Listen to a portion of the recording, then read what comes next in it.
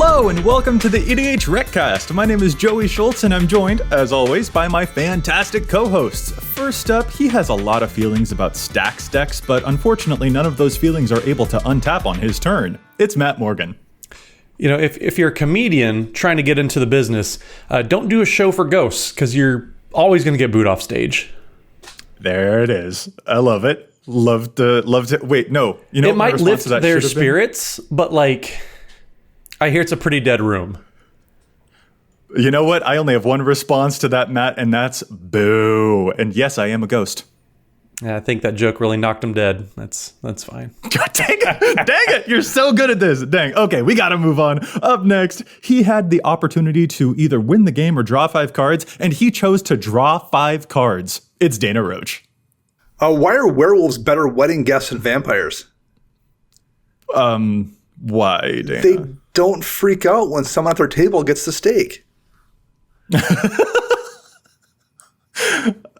I can't handle the energy that we've got right now. This is too many jokes. I can't believe people. Y'all came in nice and spooky. Dana was just dying to make that joke.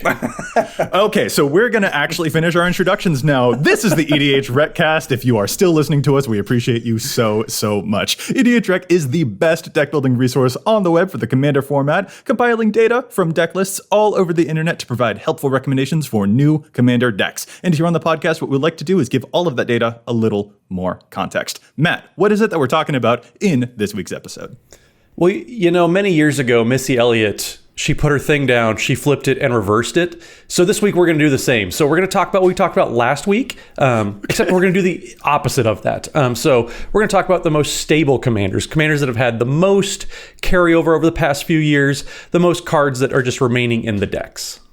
There you go. That was very funny. Yeah, last episode we talked about the commanders that have changed the most over the past 2 years, and here we want to talk about the commanders that have been the most consistent in their 99. Very, very little has changed from 2 years ago to where they are now. There's been just very few new cards that have made the decks budge at all, so it should be really interesting to see what those commanders are up to and why it is that they want to stay so stable that way. Real quick, before we get into our main episode, let's give a quick thank you to the folks at the Command Zone. They handle the post-production work on our podcast, making it look as spiffy as it does. And we want to thank our sponsors for the show, too.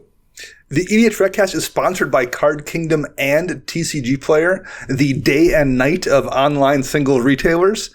Just go to EDHREC and click on the card in question, cast either 0 or 2 spells in your turn, and choose the vendor link down below.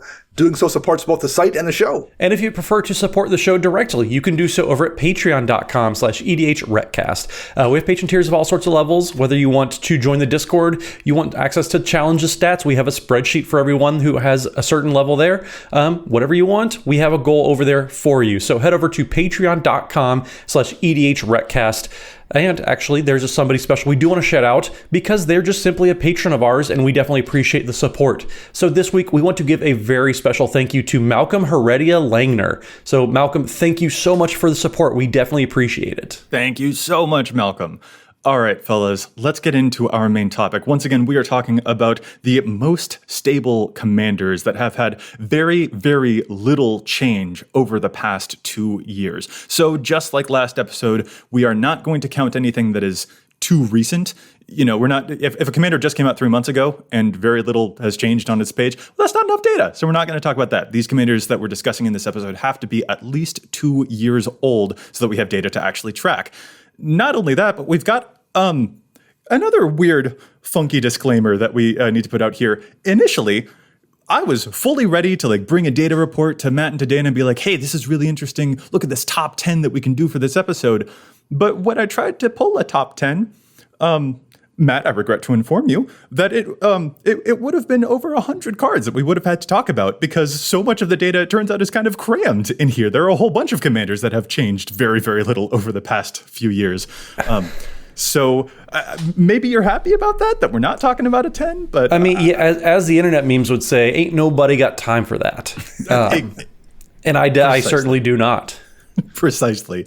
Yeah. So what we're actually going to do is just talk about a top 4, because even within the top 4, we've got some ties that will take up a lot of time. And we don't want to talk about 100 commanders here. So we are just going to be talking about the top 4, which is still like nearly 11 commanders, of just these commanders that haven't changed a whole lot over time. So Dana, help me understand real quick before we go. Yes. Not top 4 commanders, but top 4 positions. Yes, that. Okay, there we go. See, I'm just so befuddled by how many there were. Seriously, if we were to talk about an actual top 10 positions, we would be here all day. So I mean, it's absolutely crazy. I think only talking about 4 commanders would be a grave mistake today, but I think we can talk about a few more than that. Are you continuing to pun? I am dead serious about continuing this gag. Taking a breath.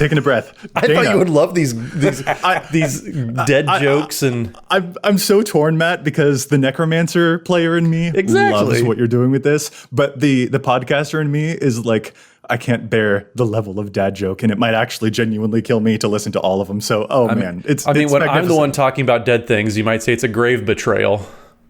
Dana, how about you start us off this week? Yeah, let's just snuff this out right now and move on to talking about the 7-way tie for the 4th position here. Yes, yeah. So a 7-way tie at position number 4. Every one of these commanders we're about to talk about in 4th position, not the ballet pose. All of these have kept 91 cards from 2 years ago to now. 91 of the cards in their average deck have remained the same. So let's start off. Dana, who do we got coming in for our 7-way tie? Let's talk about it. So the first commander in our 7-way tie here, absolutely slaying it in terms of consistency, is Slimefoot the Stowaway. So Slimefoot's a legendary creature fungus, a 2/3, and whenever a saproling you control dies, Slimefoot the Stowaway deals 1 damage to each opponent, and you gain 1 life. And Slimefoot also has an activated ability where you can spend 4 mana and create a 1/1 green saproling creature token. The thing that jumps out at me here immediately is the fact that Slimefoot cares so very much about saprolings, which aren't a creature type we really have gotten very much of since like 1996 or so.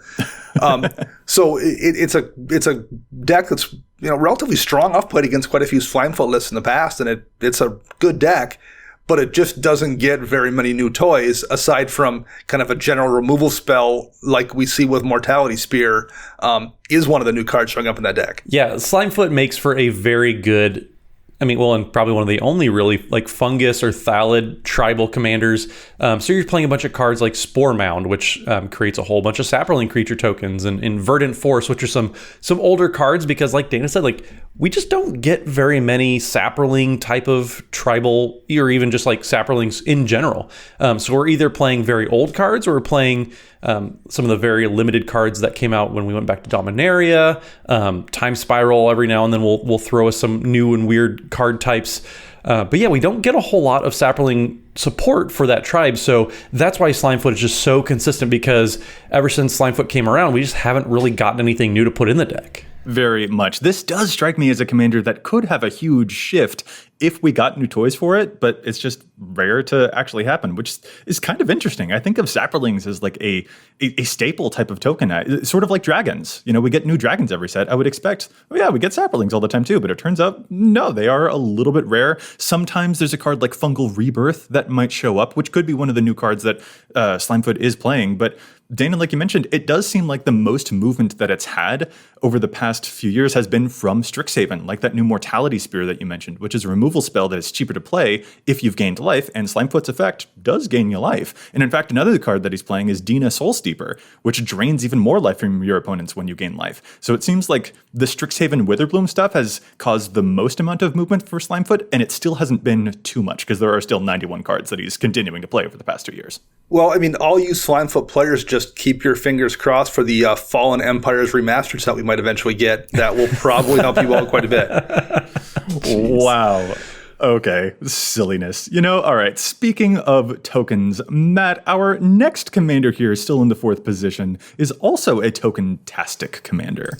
Very token-tastic. So Rhys the Redeemed, who for a long time there was kind of the default, like if you want to play Selesnya tokens, this is the commander you play. So Rhys is just a hybrid green and a white for a 1/1, and you can pay 2 and a hybrid green-white and tap him. You create a 1/1 green and white elf warrior creature token, or you can pay 4 into the hybrid manas, and then for each creature token you control, you create a token that's a copy of that creature. So you can either make a bunch of little ones, or you can make a bunch of little ones, depending on how you want to build the deck. That was kind of, but for a while there, like that was the only real, tokens type of commander. You had a couple from like Ravnica that weren't really all that great.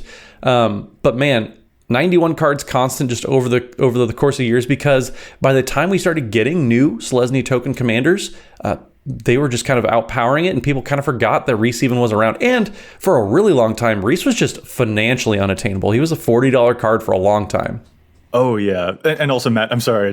I love your distinction between Rhys can either make you a bunch of Elf Warrior tokens, or it can make you a bunch of Elf Warrior tokens. That was a bunch, or capital B bunch. Yes. Capital B bunch. Absolutely. Yeah. I mean, this is also kind of one of those don't mess with perfection type of decks. I mean, why would you ever change the deck away from it being able to do amazing stuff with parallel lives, or away from stuff like Anointed Procession? Like, this is the type of deck where its identity has been able to be so stable for so long, because we've all played against token decks before. They are up to a lot of the same core cards, fill a bunch of different token deck synergies. So why mess with perfection when you can just keep on going as it is going? It's this way for a reason, and this definitely feels like one of those commanders. Although I will say, it's not like we don't get good token cards very frequently. We do.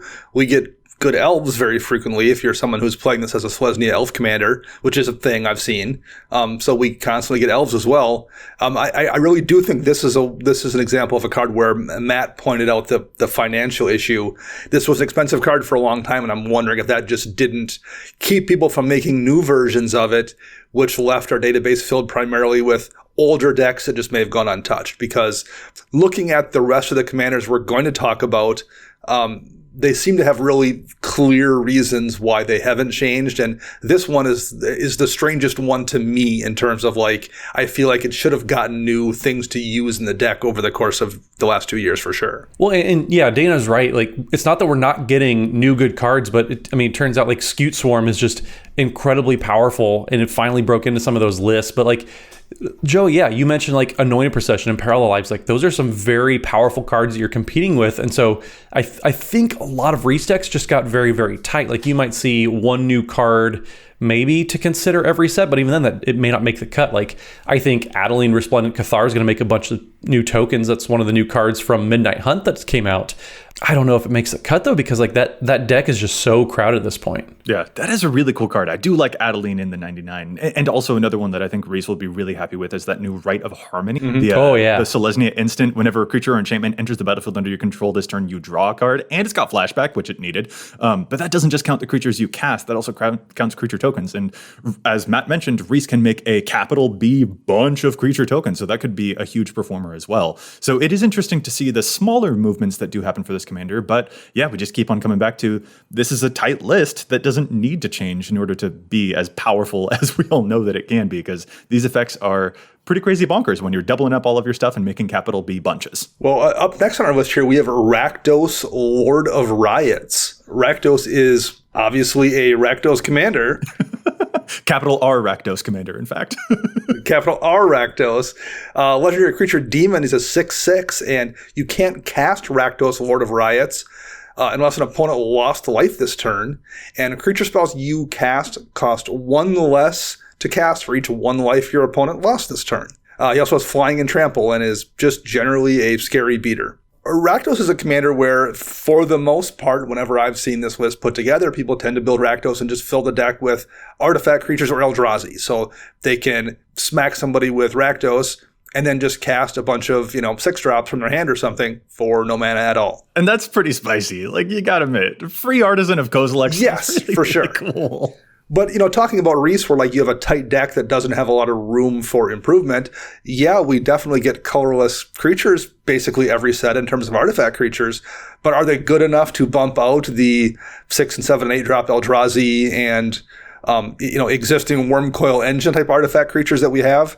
I mean, probably not. I think that's probably the problem here, where like the list of colorless things that you would want to cast for free is probably pretty tight. It's just really good things, and it just doesn't get that much competition that often. I definitely agree. If anything, it feels like the greatest amount of movement that this deck will have won't come at the top end of the creatures that you're playing for free. Those are kind of established. The movement in the deck will actually occur whenever the enablers that help you cast Rakdos and make your opponents lose life so that your stuff can't get cheaper, those enablers are the things that will change the most. Like a newer card that Rakdos is playing that has crept into its deck data is Sanctum of Stone Fangs, which is one of those shrines that this isn't a shrine deck. It's playing this solo shrine because at the beginning of your pre-combat main phase, it will drain life from your opponents equal to the number of shrines that you have, but all you need is one, because then your opponents will have lost a bunch of life. You can cast Rakdos and you can make all of your stuff a bit more free. So it's those enablers that are a bit more nuanced and possibly able to upgrade, whereas like your Void Winnower is happy to stay in that deck as it is. It's hard to top that. Another new one we're seeing pop up in this list is Keen Duelist, the human wizard that at the beginning of your upkeep, you and target opponent each reveal the top card of your library, and you lose life equal to the mana value of the card revealed by the other player, and then you put the revealed cards into your hand. So you kind of have a Dark Confidant thing going on here that also gives a card to your opponent, but unlike with most situations where you don't want to give those cards away, in this case, you're just dealing damage, which is allowing you both to cast your commander and to cast those things for free. You know, that sounds really nasty. Flip a Void Winnower off of the top, make them lose life, and then play it for completely free? Seems pretty good. Seems okay. Seems okay. That seems all right. I might build a Rakdos little Riots deck. Matt, do you want to take us to our the next mana that we're talking about while I think about how gorgeous that line of play really, really deliciously sounds? That sounds great. I sure can. So the next one we got Rakdos with green. So Jund deck coming up here. We got Prosh Skyraider of Kerr. So this was one of the original kind of OG like scourges of the format. So Prosh was 3 in Jund colors for a legendary dragon, and whenever you cast this spell, you create X01 kobold creature tokens, where X is the amount of mana spent to cast it, and then you can sacrifice another creature, and Prosh gets +1/+0 until end of turn, and also has flying. So like, people just built Prosh as kind of a combo deck. The famous food chain deck where you get to sacrifice all your tokens, make a bunch of mana, sacrifice Prosh, and cast them again, make infinite tokens and go infinitely big. Really scary, really crazy powerful combo deck. But this deck really got solved pretty quickly. A lot of people just devolved to, kind of the de facto best deck. And that was about it. The deck didn't really change for a long time. We did get some few new cards every now and then, kind of like extra maybe non-combat win conditions. The deck's always going to play a bunch of like Zulaport Cutthroat type of effects, or Perforos God of the Forge, where whenever a creature enters the battlefield, you get to dome the table for 2 damage. Like, those were just some ways to kill the table without actually having to use the combat step, which I don't really appreciate, but to each their own. Yeah, you're certainly Mr. Combat Step. Totally feel it. But yeah. Oh, why make the power so big if you're never going to use it? I totally feel you. But yeah, like, this is definitely the kind of thing where when we see new cards, it is also like, are there new ways to sort of sneak in there other things that can assist with those Zulaport effects? And so you mentioned those, and the Meat Hook Massacre, a new card from the latest Midnight Hunt set, is indeed one of the cards that we see is pushing its way into Prosh decks, and possibly a whole bunch of other decks too, because Meat Hook Massacre is a funky board wipe that also says that you can drain your opponents out by killing off all of your own creatures. And since this is a deck that makes a bunch of creatures and can sacrifice them at will pretty darn easily, this will make your opponents lose a whole bunch of life. So this is yet another enabler for exactly those non-combat win combo type of strategies that, Matt, I know are anathema to you, but are certainly very effective for this deck. And they've got to be effective in order to budge into it in the first place. Yeah, the Meat Hook Massacre is just like an absolutely wild card. Wild. Very wild. I'm kind of excited to try it out, but it is also $20, so I'm not going to get it just yet. There is another card that I think is also pretty interesting to see has pushed its way into Frosh decks too, and that's Chatterfang, Squirrel General. This is I guess it functions as another parallel lives in this deck, which I almost wonder if the deck even really needs, but whenever you cast Prosh and you make a whole bunch of those kobolds, Chatterfang will be there, also making a bunch of squirrels for you.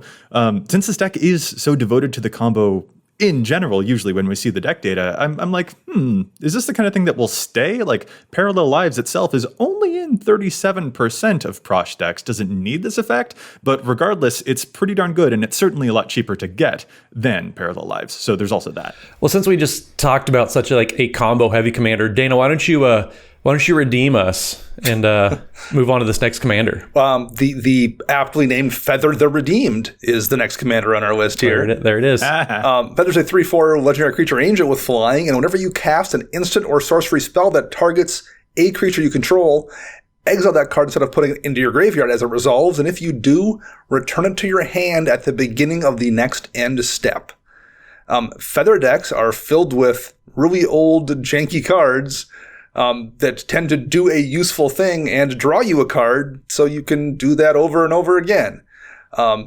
One you frequently see is something like Shelter, where a target creature you control gains protection from the color of your choice until end of turn, and you draw a card, and then you just, whenever somebody tries to interact with one of your creatures, you save it by casting something like Shelter, draw your card, get it back, and do the same thing again next turn. So when Feather first came out, you saw a flurry of people picking up these rarely played instant speed semi-cantrips that do a little bit of a thing and draw you a card. The problem is the deck wants to run a bunch of those. It's already running a bunch of them, and the amount of new ones that get printed that kind of make the cut is pretty slim. There's just not a lot of new additions necessarily that do what the deck wants from its cards. Oh yeah, this is a commander that I've built, and every single set there are going to be some tricky combat spells that come around, and I'm like, ooh, this could be interesting for Feather. And then I look at my list and I'm like, yeah, I don't have room. Yeah, no, I'm actually really happy with the ones I've already got. I don't need to get those new ones. They're just little commons that don't quite make it. Occasionally, a cool one will break through. Like I really like Blacksmith Skill from Modern Horizons 2, for instance, because it gives hexproof and indestructible to a permanent, and that's really, really good to protect Feather on multiple fronts. But that is rare. I feel like this is one of the decks that I update the least among my repertoire because it's just like the stuff is already really good. I've got all of the cantrips that I already want. I've got all the protection spells that I already need. It is rare for me to update this deck, so I'm really not surprised to see it here in this position whatsoever. And I think one thing that hurts a little bit as well, Joey, is in the last couple of years when they've been printing these effects, now that Scry has become kind of an evergreen mechanic, they've oftentimes tended to use Scry on these cards instead of draw a card as well. And that's not nearly as useful to a Feather deck as just drawing a card. Very, very much. Yeah. There are occasionally some new things. Like Strixhaven actually had an admirable number of cards that were like, yeah, okay, I could play this in Feather. Like Stormkiln Artist is another one that I'm like, yeah, this is a good update for sure. But it tends to be the kind of deck where the only thing that's going to make me change this list is if they print a new instant that is 1 mana and says draw a card on it. So Dana, I'm totally with you there. I'm glad that they've shifted away from giving those scries. Give me more of the cantrips. I would like more of those, and that will definitely cause me to update my Feather deck. Let's move on to our next position here, though. That's Brago, King Eternal. Brago King Eternal, as we all know, is the Azorius commander that blinks all of our stuff whenever he hits a player. Again, 91 cards have been pretty consistent among Brago decks, but man, this is one doozy of a deck. Dana, I'm sure you have plenty of experience with it. Yeah, I play against a Brago deck very frequently. My Commander Central co-host, Max Crandall, plays a Brago deck, and he busts it out very regularly. The way the deck tends to work most of the time, and the way his definitely works, is he's just running a bunch of really good value creatures with ETB abilities that he can trigger whenever Brago swings in and just outvalue the entire table. The problem with that, such as it is like we've said with a few of these commanders, to make that cut, it has to be a really good card, and to beat the value you get off a Muldrifter or a Cloudblazer, where it's a flying body that can swing through and deal damage and draw you a couple of cards whenever it gets blinked. Those are already relatively strong cards that they're very unlikely to print a better version of. So it just becomes very difficult to break through those into the field of already very good cards to populate that deck. Yeah, classic Brago is classic Brago. It's hard to imagine stuff changing or shifting around too much in this deck. And there are such clever tricks that can come with it. Like one of my personal favorite cards in this deck is Reality Acid, which you can put onto an enemy permanent and then blink it, and Reality Acid will just destroy the thing that it was attached to, and then Brago will put it onto something else. Like, that's really clever synergy. But since it's so clever, it's also like, I'm going to keep doing what I'm doing. And even cards like the new Sword of Hearth and Home, which are amazing cards, even that isn't enough to break into Brago. That is the blink sword. But I think especially here, since Sword of Hearth and Home gives protection from green and from white, Brago's like, well, I wouldn't be able to target myself with it, and I would like to be untapped, thank you very much. Like, it's such an interesting type of thing to see that even one of those amazing swords is not enough for Brago. He's like, yeah, no, I can do without it. I'm already blinking all of my other stuff anyway. I don't think the timing works out for this ability. I'm okay without it. It's so interesting to see that some of those powerful cards still can't make the cut in Brago's very established list. But then it's also super weird seeing the card that has broken into the list, and it's Omen of the Sea, which is a totally fine card. Like, I get it, but it's a kind of almost feels like a throwaway common from Theros Beyond Death, where it's just like, it's an enchantment for 2 mana. When it enters the battlefield, you scry 2 and draw a card, and then you can pay 2 and a blue to sacrifice it, and you scry 2. You're never activating that ability, but like, it's just funny that like that's the card of everything over the past couple of years that has like consistently made its way into Brago decks. Like Teleportation Circle is another fairly recent card that lets you just flicker an artifact or creature you control once a turn. That's well and good, but like, I think Brago also suffers from the downfall of like you're striking this balance between you have to achieve a certain power level of like things that you want to flicker, but also how much are you devoting to flickering those things beyond Brago itself. So like there's a lot of competition for the slots in the deck. Well, in the deck also tends to want to do double duty on a lot of stuff too, which then kind of pushes cards out of consideration. And an example that pops into my head here, Flawless Maneuver is part of the free spell cycle we got a couple years back, where if your commander is in play, you can cast a spell for free. Flawless Maneuver is a way to give your stuff indestructible. So it's a way to save your board state in the event of a board wipe. And it's in a lot of decks and is a very strong card. But if you're playing Brago, something like Eerie Interlude or Ghostway are going to save your board state, and they're going to functionally work as a way to blink all your stuff again anyway. So even cards that are really good don't often make the cut because there are good cards that already exist that also do an extra thing that synergizes with that deck. Very, very much. There is a newer card that is like kind of broken into the data. It's Cosmic Intervention, which is another one of those mass blink spells that has Foretell, and it again just like exiles a bunch of stuff and brings it back. And like that's also interesting, but even then it's still like I'm kind of showing up in like a third of the Brago decks that have been built most recently. Like it's squeaking in there, but even that one has an uphill climb, and it's falling into exactly that thing that you just mentioned, Dana. So it's very, very fascinating to see when a commander feels like, yeah, I done solved myself. You can't compete with the amount of value I'm already giving. It's really interesting to see which cards do and which cards do not make that cut, because it is just such severe competition. Well, and the last commander coming in at this number 4 spot, tied with still 91 cards over the past couple of years, it has kind of the same downfall in deck building process as Brago does, where like it's pretty specific, it's pretty tight, and that commander is Arcades the Strategist, which is the 1 in Bant color, so a green, white, and a blue for a 3/5 Elder Dragon, flying in Vigilance, and whenever a creature with Defender enters the battlefield under your control, you draw a card, and then each creature you control with Defender assigns combat damage equal to its toughness rather than its power, and can attack as though it didn't have Defender.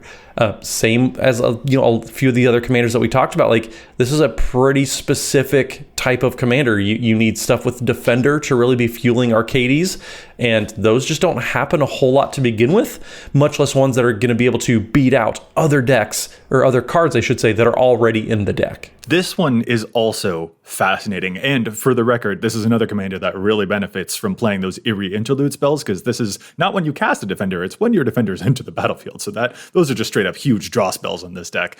Arcades isn't just, I care about Defenders. Arcades is so efficient at drawing you a bunch of cards that Arcades has kind of slimmed down the roster to, I care about 1 and 2 mana Defenders, because all the deck wants to do is just chain through a bunch of those Defenders, one right after the other, because they'll just keep replacing themselves. So if a new 4 mana Defender comes out, you're probably still like Arcadius is like, yeah, I don't know if I'm interested because I'd much rather play cards that are 1 mana. I mean, you're competing with Wall of Omens in my deck. You're competing with Crashing Drawbridge in my deck. You're competing with these 2 mana cards, these 1 mana cards.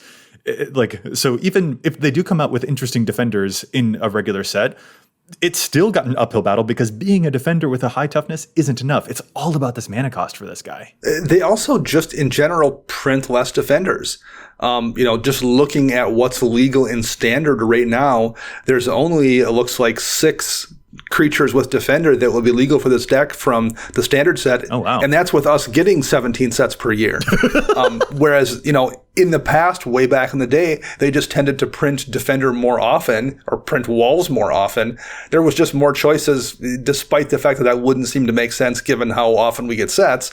They just print less new defenders and printed more in the past. So, mathematically, that's where most of the choices come from. And there's just not much competition for those slots being printed for the most part. That makes sense. Are there any of those defenders from standard that are making their way into Arcadius lists nowadays? Just looking at what people are running, Secret Door is one that's showing up. And Flumph is a card who, probably deserves a slot just for the awesome name, but is also getting played because it's a pretty decent defender here as well.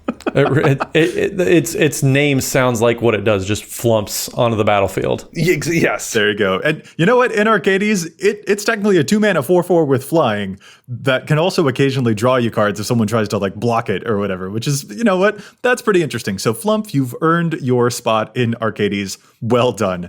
All right. So that's really interesting. Those are our 7 commanders all tied in the number 4 spot. Each one of those had 91 cards consistently stay in their average deck data over the past 2 years, which is just fascinating to see. And that brings us on to the top 3 positions, which feels like a lot, and I feel like we just need to calm down because there's too many ties. This is just way too much. How about instead of doing that, we challenge some stats? Is that okay with everyone? Because I just feel like I need to get a break from all of this data and talk about different types of data. There's so much data on EDHREC, and we don't always agree with it. We love challenging those statistics. So let's get to that segment. And don't forget, Challenge of Stats is sponsored by altersleeves.com. So you can head over to altersleeves.com/EDHRECast, and that'll let them know that we sent you over there. But you're going to be able to get all these amazing altar sleeves. Say you want to try out some different arts, some extended borders, anything like that, but you don't actually want to have somebody draw on your cards, you can use altar sleeves to protect your cards and also throw a little flair out there as well. It's super great, amazing. I was so impressed with the quality of everything printed on there as well. It's just a win-win for everybody. So if you like blinging out your decks, altersleeves.com/EDHRECast, who just happens to be sponsoring the Challenge Stats segment that we're about to enter right here. Dana, how about you start us off this week? What are you challenging in the stats? I am challenging the stats on Hall of the Bandit Lord. Hall of the Bandit Lord is a legendary land that comes into play tap, which isn't great. And it has the ability, you can tap it and pay 3 life and add a colorless mana to your mana pool. And if that mana is spent on a creature spell, that creature gains haste. Hall is a pretty solid card in any deck where your commander has a lifelink and evasion in particular. Something like Dragonlord Dramoka or Lyra Dawnbringer, Piru the Volatile comes to mind. Because a commander has a lifelink, and when you give it haste and some evasion, you can very easily just offset the damage that you're taking from the Hall of the Bandit Lord with the life you're gaining from your commander, and you get to do a little bit of extra damage, commander damage in particular, if not just damage from other creatures, and just not really care about the life that's being lost. That's not really where I'm challenging it, though. A few weeks back, people on the interwebs were a little bit aflutter about the perpetual mechanic that was announced for Arena. And it's an arena-only mechanic where the text on a card actually kind of permanently changes. In reality, that's really not necessarily a new thing. Perpetual has kind of existed in a way in Paper Magic, going all the way back to at least Champions of Kamigawa, where Hall of the Bandit Lord is from.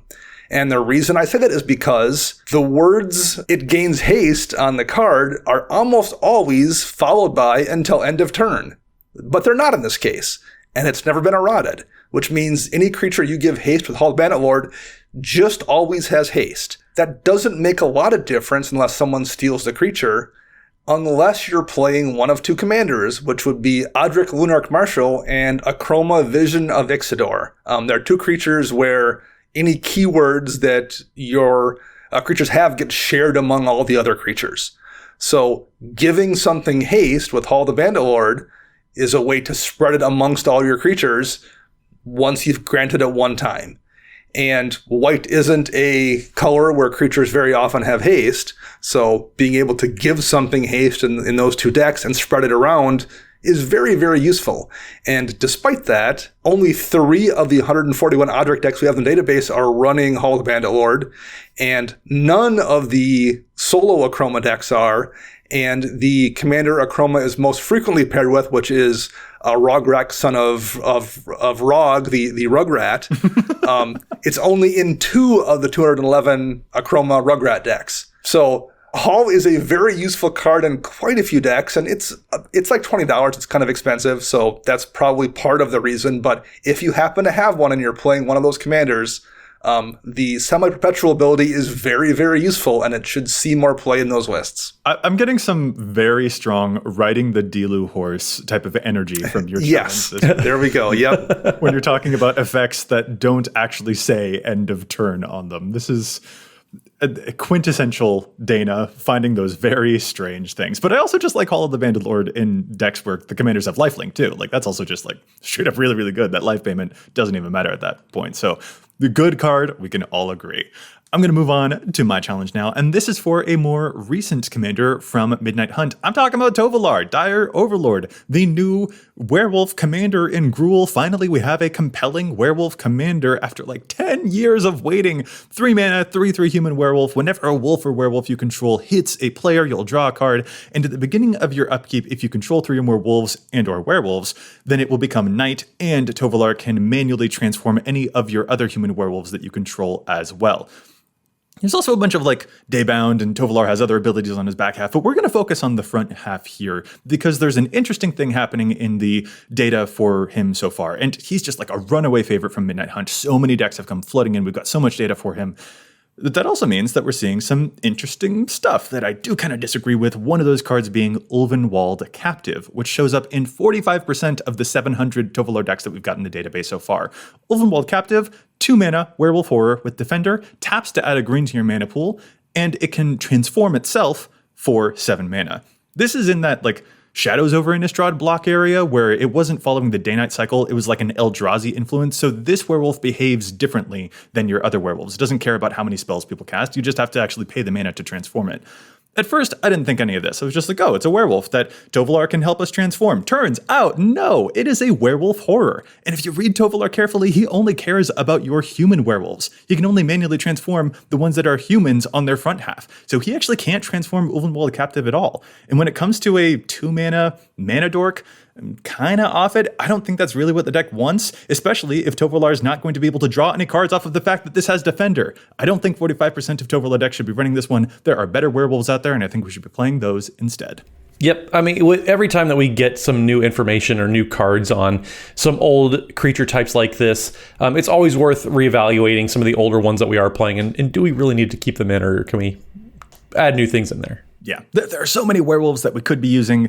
This one, I think there's a trick to it, and mana dorks, we don't need it. This deck wants to attack, and a lot. So I feel like we're honoring the red zone there, Matt. I hope that I'm making you happy with my let's attack more challenge. That's fine. I will always support that. And since you're scratching my back, I'll scratch yours with my challenge this week. I'm not going to scratch it, but my life is John C. in our Discord, which you can join, patreon.com/EDHRECast if you're interested. We have a challenge where you can submit challenge stats picks, and My Life is John C. submitted one that I thought was really good, and I think, Joey, you're really going to like it too because it's for one of your commanders. So John C. in the Discord said, my challenge this week is for Mind Slicer in Greven Predator Captain decks. So Mind Slicer reads, when Mind Slicer is put into the graveyard from play, each player discards his or her hand. Which, that's all well and good. Greven likes sacrificing creatures, and you might think, well, if I sacrifice Mind Slicer to Greven's ability, where you can, whenever Greven attacks, you may sacrifice another creature, and if you do, you draw cards equal to the creature's power and lose life equal to the creature's toughness. So you might be thinking, oh, cool, I'll get to draw 4 cards, lose 3 life, everybody else discards their hand. But the way that Greven reads, as it's all one ability, you draw those cards and then Mind Slicer's death ability will go off, meaning everybody discards their hands and you just sacrificed everything and you just lost 3 life for it. So that's a really good challenge, John. But yeah, just the way that everything layers, not to mention Mind Slicer has a lot of table groans. So your opponents will be coming after you after making them discard your hand. That's also a very good point. The politics behind Mind Slicer, probably not working too well. But yeah, John C. pointed out that 12% of Greven decks are currently playing Mind Slicer. Probably still too much because it's a little bit of an on-bow if you're trying to draw cards with it, because you do have to discard the cards you draw when you sacrifice it. So it's a really good point. I agree. It's probably not worth discarding your hand and losing a little bit of life, even if you are hosing the table. Joey, any input, any thoughts? I mean, I just don't want to play against Mind Slicer in general, so I don't put Mind Slicer into my deck, so I'm already avoiding this naturally, and the fact that it doesn't even work with Greven's ability signs that deed for sure. No way that I want to play this, because if I'm going to play something real nasty, I want it to be lopsided, where I still get cards in hand. So yeah, no, totally in agreement. Goodbye, Mind Slicer. Will not miss you.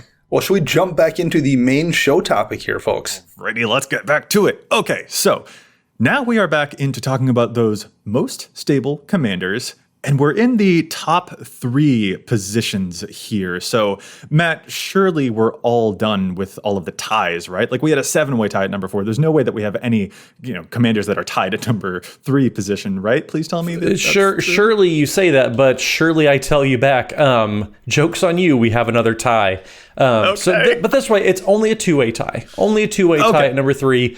93 cards have remained the same in these typical decks, which is still a pretty admirable feat there. But you might say Teysa is really killing it with holding down the fort here.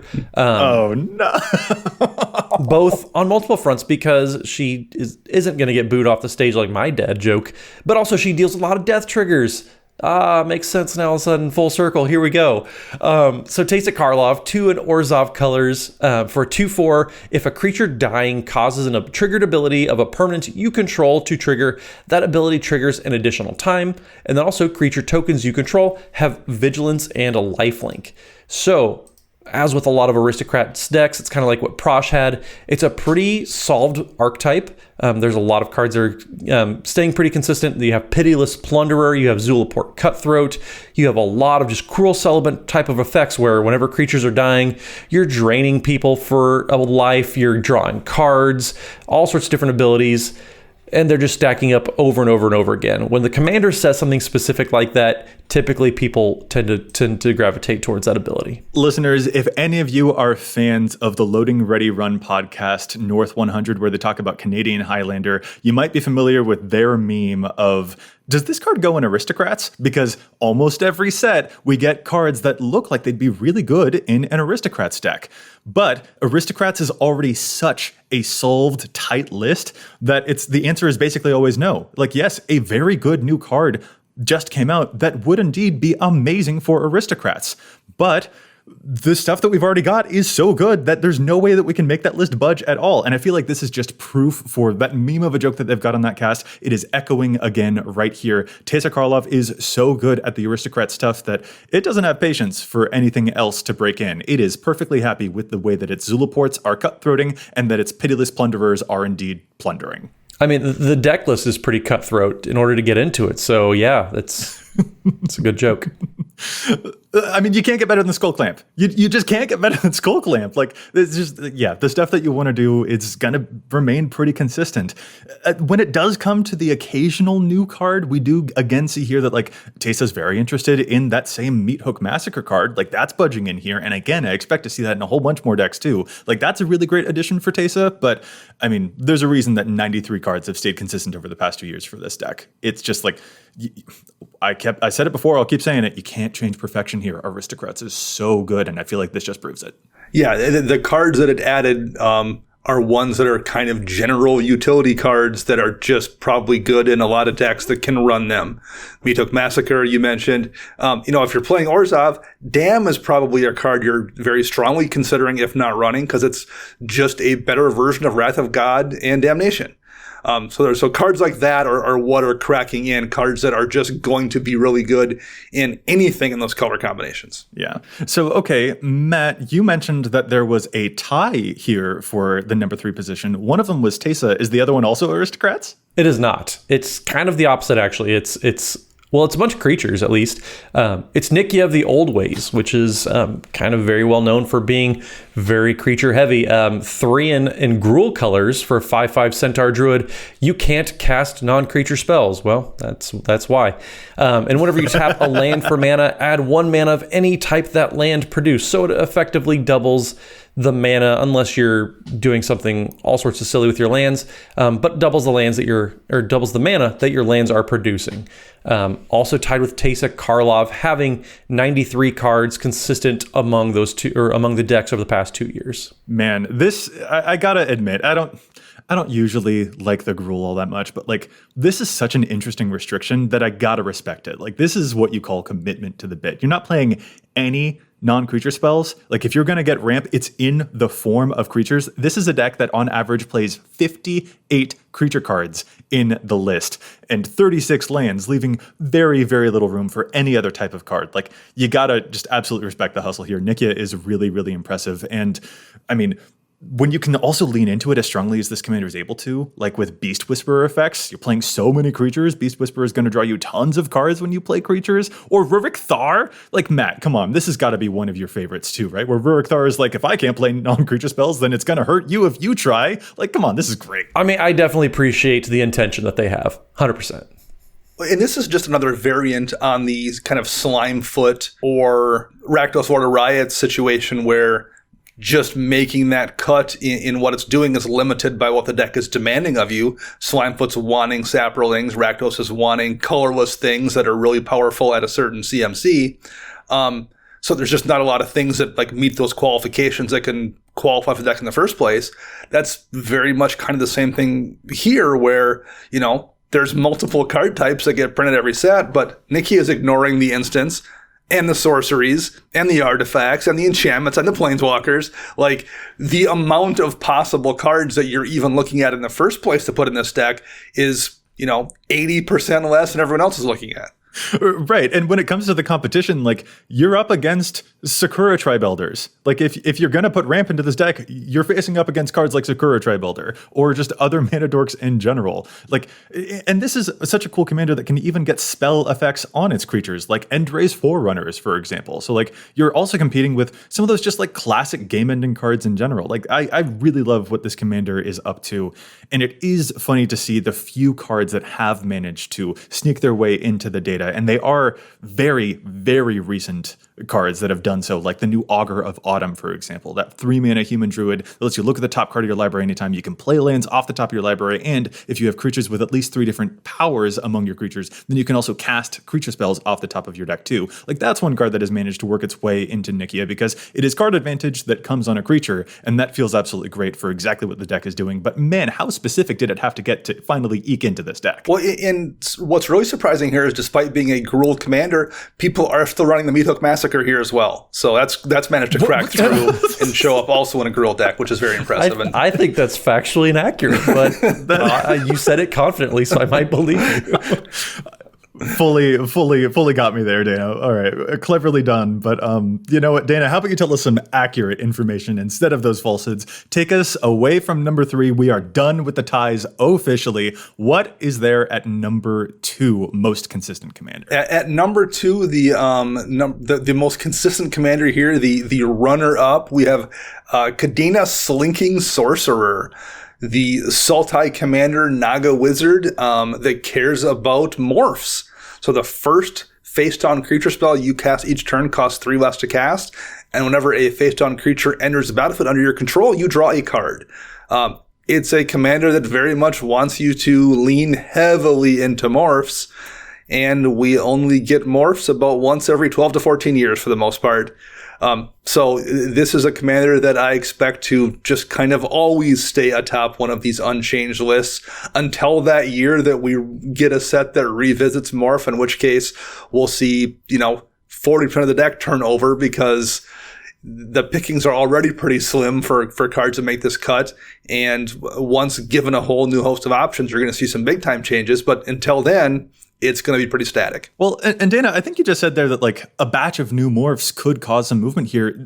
This is actually one of those commanders where like, I don't know. If I were a Kadena player, I'd be pretty attached to a whole bunch of these. I don't think they necessarily get better than, it's always Willbender. Like, the Willbender will always flip face up and counter. It's always Willbender. Like, it's always Willbender. Yeah, it will, like, change the target of a spell, or the Stratus Dancer, which can counter stuff, or there's Kadena Silencer's Den Protector. Like, this actually does feel to me like the effects that we've got on some of the face-down creatures, those Morphe type of cards, they do feel like, even if we got a whole bunch of new morphs, they'd have to be pretty spicy to make these move away. Like, I feel like there's a good amount of stability here, even among the fact that this is a very niche type of strategy. I don't know if that's entirely true. You named a bunch of good morph cards, but I think you might have named the only good morph cards for the most part. Oh, okay. Like the top 4 or 5 are pretty decent, but it gets pretty dire after that. And I think in a lot of cases when I've played against Kadena decks, they're running some fairly bad morphs just to have enough morphs in the deck to make the deck function. I think there is plenty of room for improvement once we get a chance to revisit the mechanic down the road. All right. You know what? Okay. That's probably fair. I think you're right that, like, the Jeskai infiltrators of the world are not exactly something that we're pleased to keep sticking around. But it is interesting also to see the types of cards that have been able to creep into this deck, because, like, I mean, it isn't just even morph stuff. There are, like, other small things that occasionally will creep up there that deal with face down permanents, such as Eudora Gravegardener, which shot into a bunch of Kadena decks out there. Eudora Gravegardener is the 5-mana 5/5 Treefolk Druid from the Strixhaven precons. Whenever another non-token creature you control dies, you may return it to the battlefield face down under its owner's control, and it is a forest land. So when your creatures die, they become your forests, which tap for a bunch of mana, which is great, but even though they're face down, you can still activate their morph ability. So you get to double up your morph stuff. Like, this is a great card. Very rare type of thing to see for this to actually finally force its way into a change for Kadena, but it does occasionally happen. Very seldom, but it can happen. It just has to be specific like this. Well, and it has to be so specific, but also, like, it has to be so powerful. Like, we've talked about how, like, a majority of the morphs aren't really all that great, which is why the morphs that these Kadena decks are playing are all like 95% plus synergy. Like, they're getting played at such a high clip because they're your only real options. Yeah, no, the numbers on this page are definitely very, very much higher than you would usually see for other, especially more diverse types of commanders. There is one other card that is kind of specific that I think is also very interesting to see that it's crept into the Kadena data, and that's from AFR. That's Grazalax Ithilid Scholar, which is a mouthful to say. This is a 3-mana 3/2 horror. Whenever a creature you control becomes blocked, you may return it to its owner's hand, and whenever one or more creatures you control deal combat damage to a player, you can draw a card. This is kind of an interesting sort of a staring contest with your opponents, because this is a neat way to get your creatures back into your hand so that you can play them again for free with Kadena face down, so that you can reactivate their abilities when they flip face up. So that's also pretty interesting to see. Maybe any other future movement that we see with Kadena would also rely upon clever ways to put the creatures back into your hand so that you can replay them and get their effects once more. Yeah, I know we've been saying a lot of that about most of these commanders today because they are fairly specific, but, like, this is probably, well, and maybe our next commander that we're going to talk about, the last one, which, Dana, you can probably lead us into. But yeah, they're so very tight because they're so reliant on very, very specific mechanics that have such a very small card pool. Yeah, the commander Matt is talking about here, the number one least changed commander here on our list is Miss Anje Falkenrath. Miss Anje, hell yeah. Yes, indeed. A 1/3 legendary vampire for 3 mana with haste, and Anje reads you can tap her to discard a card and to draw a card, and whenever you discard a card, if it has madness, untap Anje Falkenrath. Very oftentimes how this deck works is you're just trying to discard cards with madness to untap Anje to draw a card and do it again and again and again to draw down to a combo piece, oftentimes a World Gorger Dragon combo. So you don't necessarily care how good your madness cards are. You just want a lot of madness cards in the deck. And very much like with morphs, there's just not a lot of cards with madness out there. 48 legal madness cards total, just like total legal cards in Commander. There's 48 that you can choose from. And unlike with morphs, where like there's kind of a cap on maybe how many morph creatures you want in a deck in the first place, and because of the way Kadena's worded, you can only really utilize that ability once per turn. That is not true of Anje Falkenrath. As many madness cards as you pitch, you can untap and draw a card and pitch something else. So it's a commander that is not afraid to go deep on effects, maybe even deeper than Kadena. It has less to choose from. That's just a recipe for a commander that just doesn't change. Just not at all. Like, you just don't even care. Like, the card could be a 0 mana 0/1 or something like that, and you would just be like, yeah, I don't mind. If it has madness on it, cool. It could be a 10 mana 1/1. You would just be like, does that say madness? Cool. Like, it's good. Like, that is the level that we're talking about. And like, that formula cannot change to make those combos happen. The only things that can change are the occasional moments whenever we do get new madness cards. That is the only way that this deck will change, like, at all, because it is just so efficient at digging to those combos that's just sort of what the soul of the deck has become. It's crazy to look at this page and see how many of these cards have interesting text on them, and Anje just doesn't care at all. Well, and what's especially interesting, Joey, is you just mentioned how, when we get madness cards in a set on occasion, that's when you'll see changes. We got a few madness cards in Modern Horizons too, and even with those changes, this was still the least changed deck. So, like, we had one of the rare years where we actually had madness cards, and it's still the least changed deck. That should show you how just static this deck remains. Well, and like there were payoff cards that we got after Anje Falkenrath. Like Bone Miser is like one of those rare Nod Madness cards in the deck, because it's kind of like Waste Not on a creature card, where you're going to get bonuses whenever you're discarding cards of a certain type. And also Shadow of the Grave, like that's a good way to recycle everything. So even though you may only have 48 cycling or madness cards, I should say, you cycle a bunch of them out there, you use Anje's ability, and then you just cast Shadow of the Grave, and even though you may only have discarded 15, you get all those back in your hand and just start over again. only like, 15. Yeah, it's crazy. Yeah, like it's such an interesting thing to go over these and see, like, yeah, I guess there was a new card, Terminal Agony, from Modern Horizons. What's the text on it? Anje doesn't care. Or Necrogoyf, interesting looking card. I'm sure that this has interesting synergies to go with. No, doesn't care. Does it say madness on it? Cool, it's in the deck. Like, that's what we're talking about here. It is very, very fascinating to see. So, all right, once again, commitment to a mechanic causes a severe amount of stability and just unchanging stoicism for these decks. So there we go. A big tie in the number 4 position, a small tie there at number 3, and then Kadena and Ms. Anje Falkenrath take it for our number 2 and number 1. These decks just do not want to change. So going through here, I know we all mentioned a couple commanders that maybe we all have had or still do have. Dana, I know you all are always updating your decks, but are there any commander decks that you have still that you're not really updating that much? Yes, I'm someone who doesn't believe in the idea of a deck being finished. I'm just always tinkering constantly. The concept that I'm going to be done with something is foreign to me. But there are definitely decks that I think do see less action. My Zheru with Eyes Open deck, mono white Super Friends, probably sees the least amount of change among my decks, just because the amount of good mono white planeswalkers that come out per year is pretty limited, as well as like support cards. Pretty small number.